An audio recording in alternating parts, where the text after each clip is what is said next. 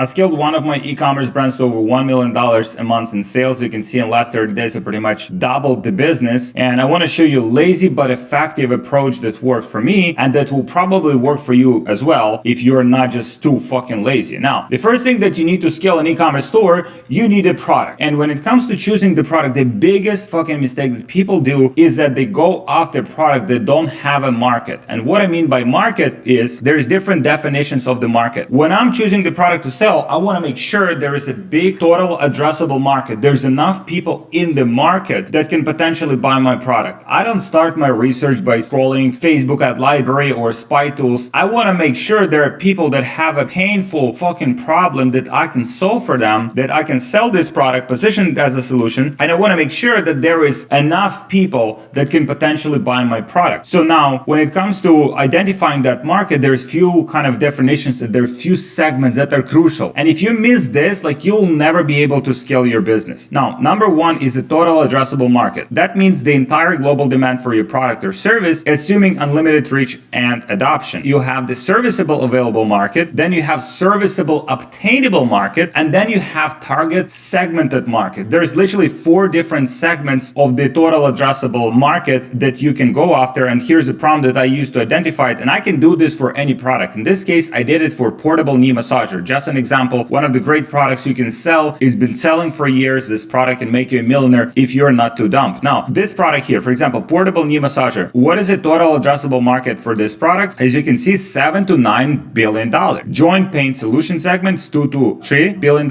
And then portable at home massage devices, you have $500 million to $1 billion. So this is a niche within that niche. Now, if you start segmenting the market that you actually can reach, because not all of these people that are in total addressable market you can reach, because if you are, let's say, selling something that only can be sold in retail store, or simply maybe too cheap to sell online, then it's kind of like total addressable market, but it's not serviceable available market, right? So you can see in the United States, D2C, which is direct to consumer, which is 3 fucking words you should remember if you're in e-commerce and know, like, on the back of your mind, like, all the time. So portable pain relief devices, you have $200 to $300 million.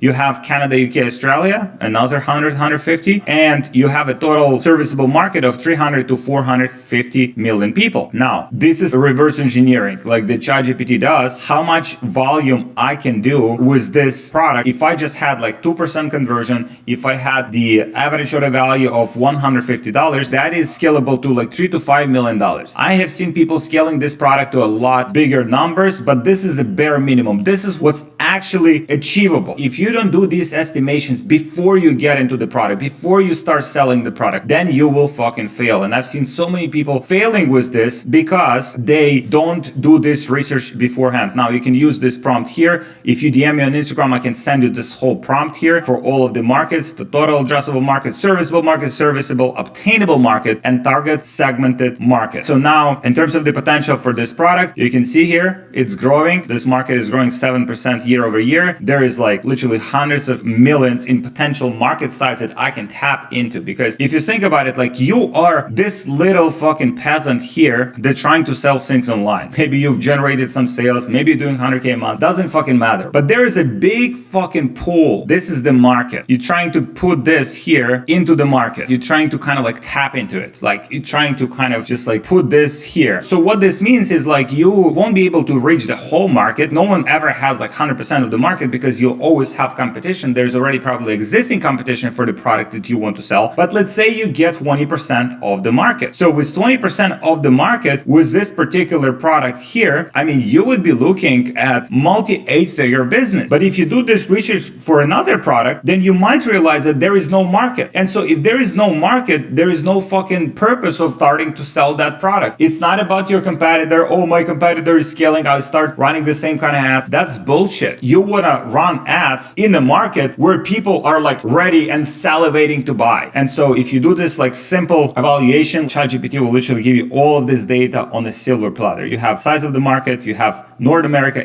$85 million in potential reach that you can have, and the market is growing, which is very important. Now, when it comes to this one, it's called compound annual growth rate. When it comes to this one, you always want to look at the market that has at least 8%, 7-8% growth rate. Because if it's slower than that, it means there's only so many people here and the market is not growing. So if it's 7-8% growth, it means this market every year is increasing in size. So it's becoming bigger and bigger and bigger, which means you can put your thing that you use to kind of like address the market. You can tap into more segments. You can just tap into more like these little segments. Your business will grow because the market grows. And if you're going into the market that is not growing, then you're pretty much fucked. Now, this is number one thing that you have to take into consideration when going after the product to sell. Another thing that you want to consider when it comes to choosing the product to sell or even the scaling potential. Oftentimes people are like, oh, Alex, I think I capped the market. I cannot sell my product anymore. I kind of like maxed it out. And I'm looking at the numbers and bitch, like, I mean, you have another like $100 million in potential market value that you can obtain if you just become a better marketer. You can see here, Lung Cleaner, for instance, this is just like a product, random product that I made up. I'm not selling these products, or maybe I do, like, I don't know. This product here, for example, very simple example, $2 million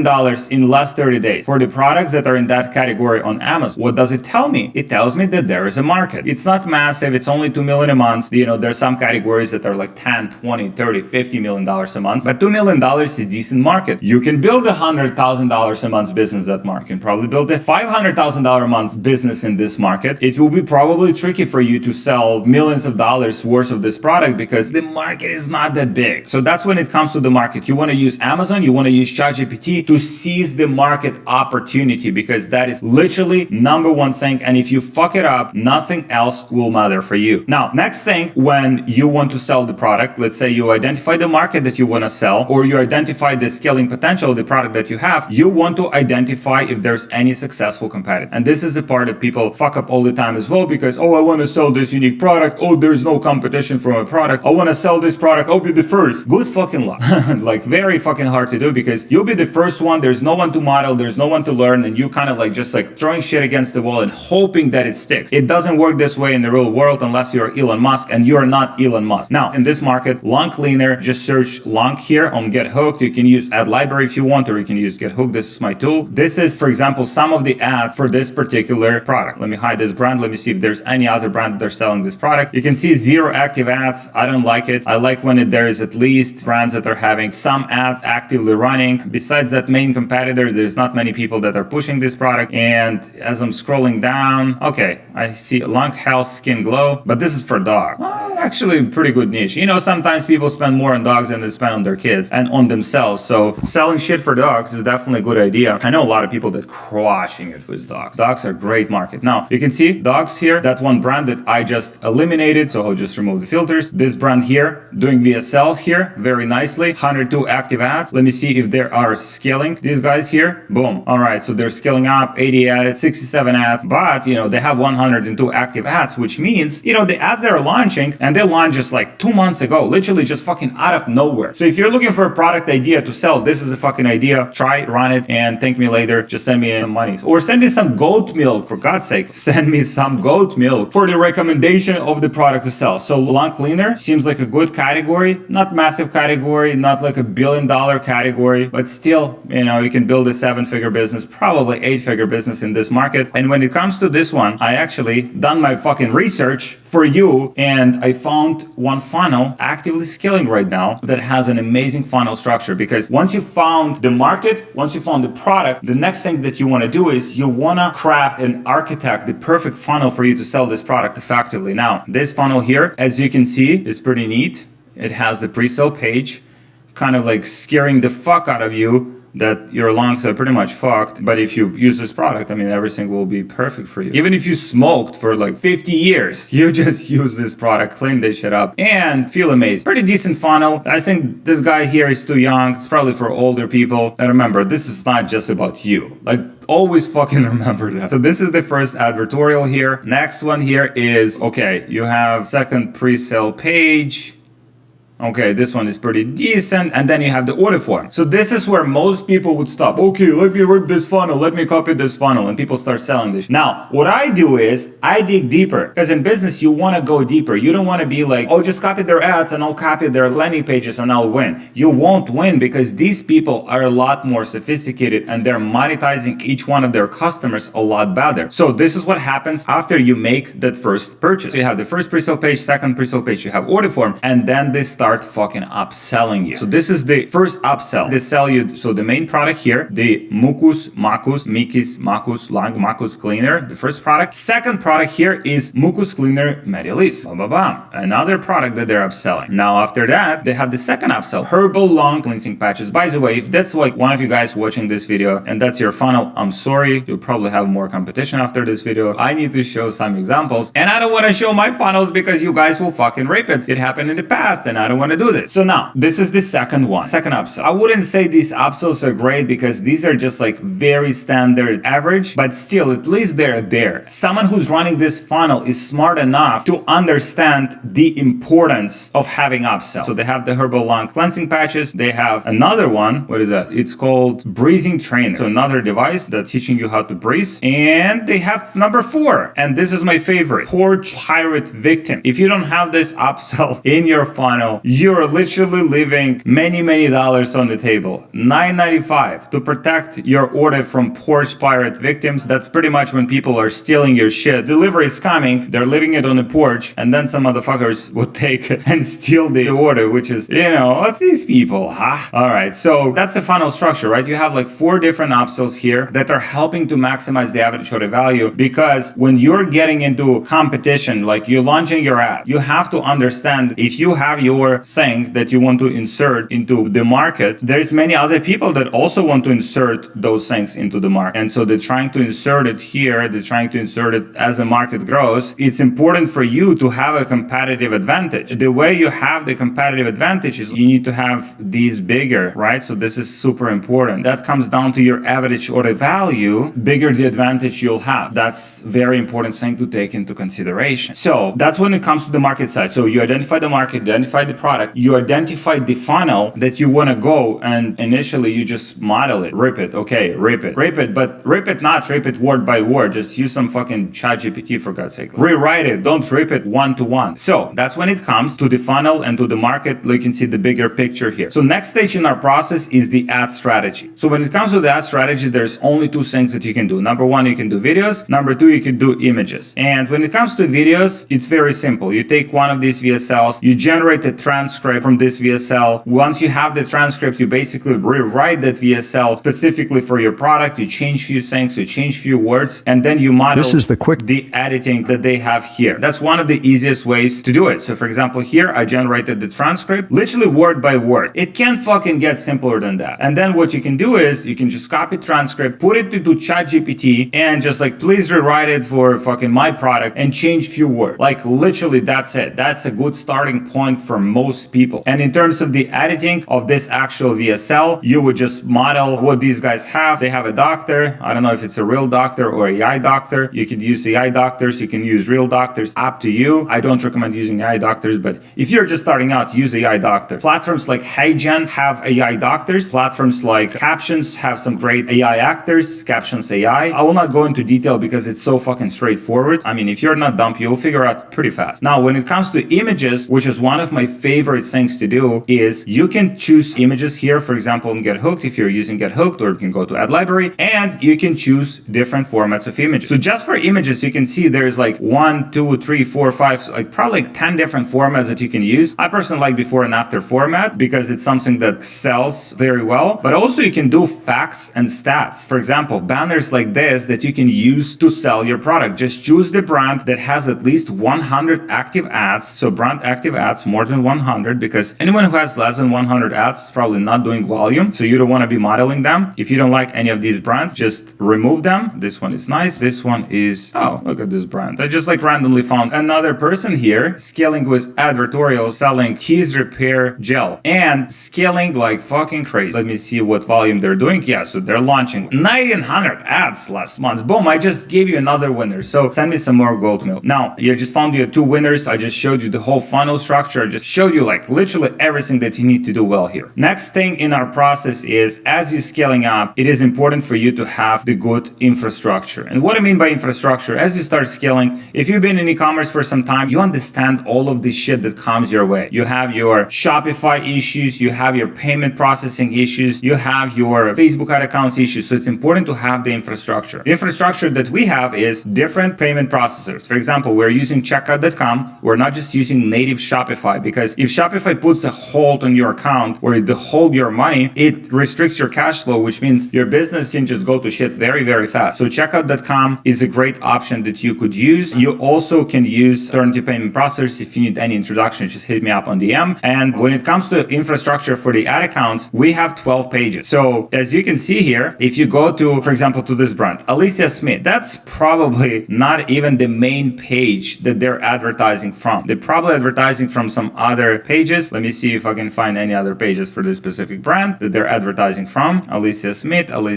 So let me see if there is anything else besides Alicia Smith. Can I see anything? Probably Alicia Smith is their main page. But usually the successful brands, they have, 5, 10, 20 different pages that they're advertising from. So this is just one page. Imagine having 10 of those, which means you can put your ads on those and just like diversify. You want to be diversified when it comes to your advertising strategy, because again, the goal is to saturate as much of this market as possible. And the way to do it is with more Facebook pages, right? So these are third-party pages. You can create them, you can buy them, and you put your ads on them, and you put your ads in front of as many people as possible. So that's one of the things that's super important, because as you scale, you will hit the saturation point. You're just using one Facebook page. You also want to have ad accounts, because if you only have one ad account and it gets fucked, then your business is fucked. So in our business, we're actively using 3 ad accounts, and we also have a bunch of other ad accounts as a backup. So you want to have ad accounts. So even if you're not like, oh, everything is perfect, I have no rejected ads, everything is flowing so perfectly, and I'm just like drinking goat milk and I'm scaling, it won't last. It won't fucking last. At some point you'll have issues, especially in Q4. Q4 will probably be very, very aggressive. Facebook's banning accounts left, right, and center. So you want to have different ad accounts, warm them up, run some engagement ads on them. Make sure you have at least, 5, 10 accounts that you can potentially tap into if something happens with your main ad account. You can also use agency accounts. If you want introductions to those, hit me up on DM. Very simple. So that's when it comes to the infrastructure. Now, another thing that is super important is the credit card and the cash flow, because as you start scaling your brand, it will be hard. Let's say you're scaling over the weekend and then you're only getting your payouts on Monday, but you need to spend money on Saturday and Sunday, and you're pushing big numbers, haven't received the money because the payment processor is holding that money until Monday. That will require you to have some extra capital. One of the best ways to get it is credit card. If you're using some credit cards, awesome. I'll give you some recommendations on those. Personally, I like a card called Dash5. It's a great credit card specifically for advertisers. Those cards are not getting banned during Q4. So if you're doing numbers, if you're spending, 10, 20, 30, $50,000 a day on ads, and your cards get blocked by Facebook because of security verification, you're fucked. Your volume goes to zero. So Dash5 doesn't have that problem. They also have a cashback. I believe it is like 2 or 3%, depending how much you're spending. So let's say 3% cashback. So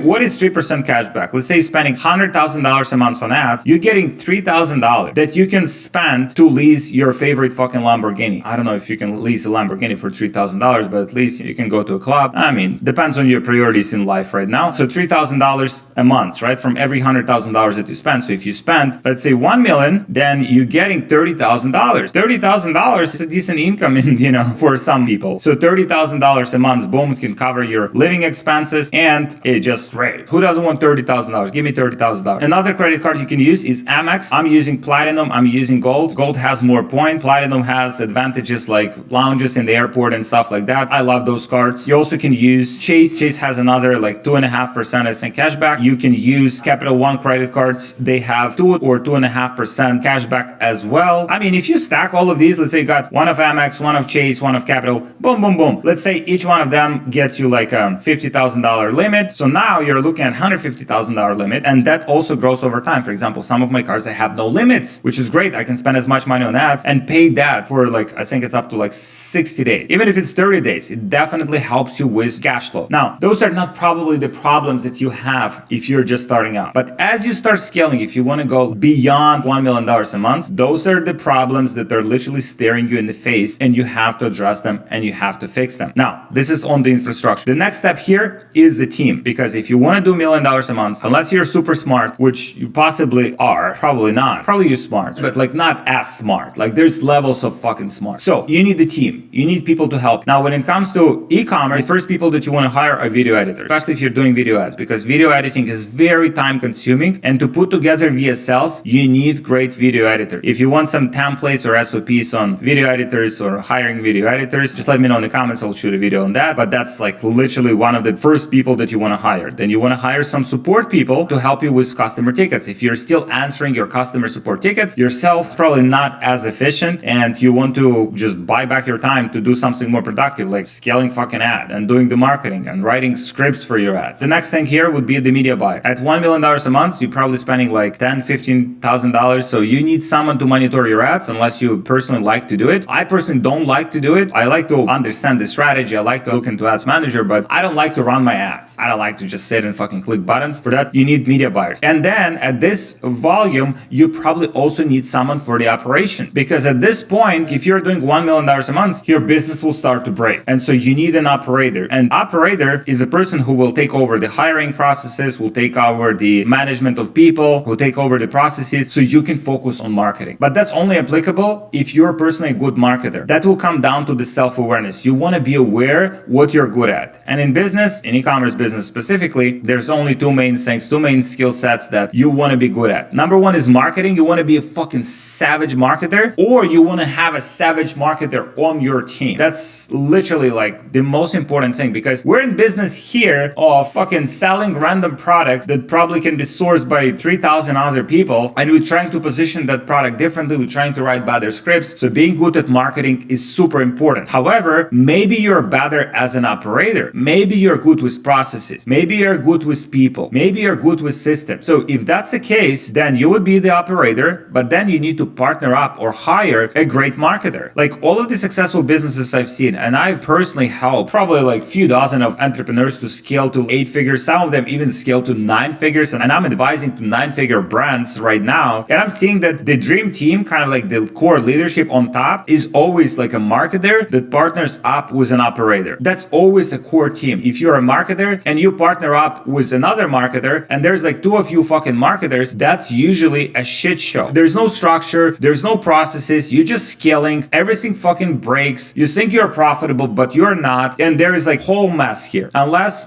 there's exceptions to this rule. I've seen some people like two marketers partnering up together. Then they're bringing in the operator to the business, and the operator builds all of the processes and helps to build and structure the team. And with all of this, as you scale the business, we live in 2025. AI is pretty big. If you heard about this thing called AI, many of these roles here, like customer support, even media buying, even like video editors, like all of these could be streamlined using AI. So at some point in your business, if you're doing at least 300, 500K a month, you need AI integrator. So let me explain what AI integrator is. That is a person that basically integrates AI workflows into different processes in your business, into different parts. In our business, we have 3 AI integrators that are basically streamlining the video editing process, streamlining customer support process, streamlining the media buying process, like streamlining these little things that help us to scale faster, farther, and more efficiently with higher profit margins. So you'll need AI integrators. So I listened to some interviews with billionaires. I have some friends that are doing extremely well, even in our business, just reflecting on what we do. The core teams in 5-10 years from now will be like that. There will be a manager and there will be a bunch of AI agents. There will be like just bunch of AI agents. So a lot of human roles that you have here, like video editors, media buyers, support people, like all of these, many of these will be gone in the next 5 to 10 years, and people don't even realize it. This shit is scary. But if you jump on it right now, then you will have a competitive advantage now, but also you'll put yourself in the best position possible to survive in years to come. When it comes to putting all of these together, I can talk for another like few hours, but if you need someone to look into your business and help you to either like streamline the strategy for the product selection and scaling the right products in the first place, or crafting the funnel structure or the infrastructure on the ad accounts, cash flow, anything like that, or building an amazing team, I have the program called E-commerce Scaling Secrets. It has created a bunch of millionaires